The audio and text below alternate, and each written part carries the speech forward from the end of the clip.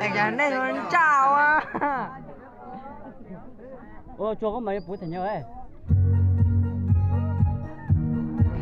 Ê, có chịu.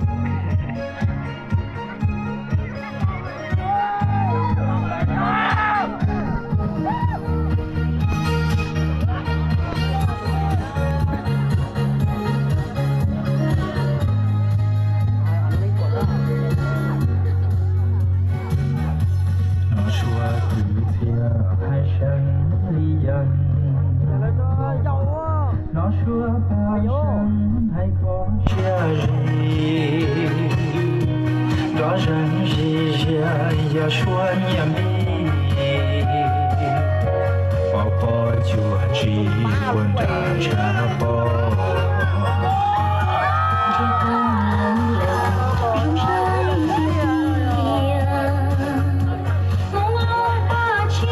lo gì sống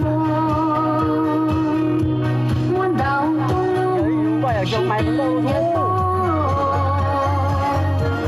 Nam mô trùng cho, tôi giờ đâu rung rung.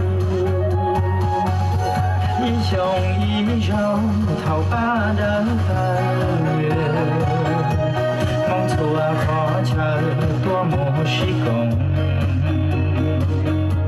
Nó chia bê trong đời bê hay mong. Thua tù mong rong Lucia Gagia mong chia bê nhau yêu mong đơn cử của ô tô chân thế giờ tối tia mong cho lo lắng đau thân đau tia mong lũ dòng chia lại cơn đầu.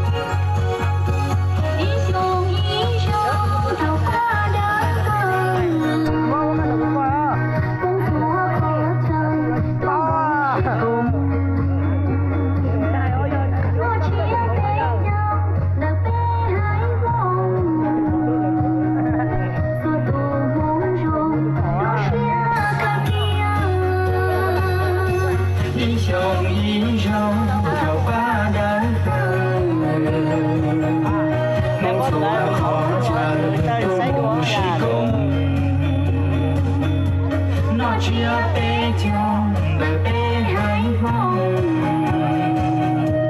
thua tổ mong rong lô chia càng kia mong chia bê trong những cái từ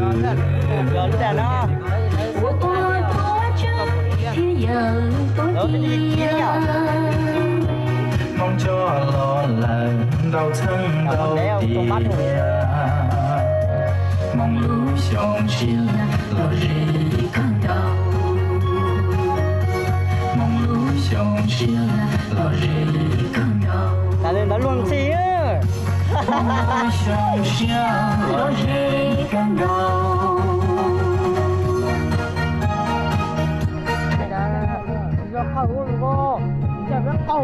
dễ rồi đâu